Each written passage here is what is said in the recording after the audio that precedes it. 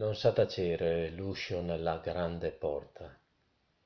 Inaspettato, sprigiona nell'aprirsi dei cardini insolenti, inquieto cigolio a destare gli assonnati santi accanto al saggio San Giuseppe stanco.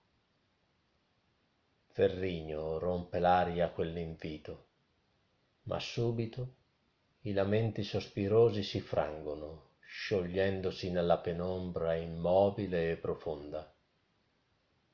Fra il nero dei banchi e il non più bianco alle pareti spoglie, sacro un rituale secolare di preghiera aleggia in memore del tempo.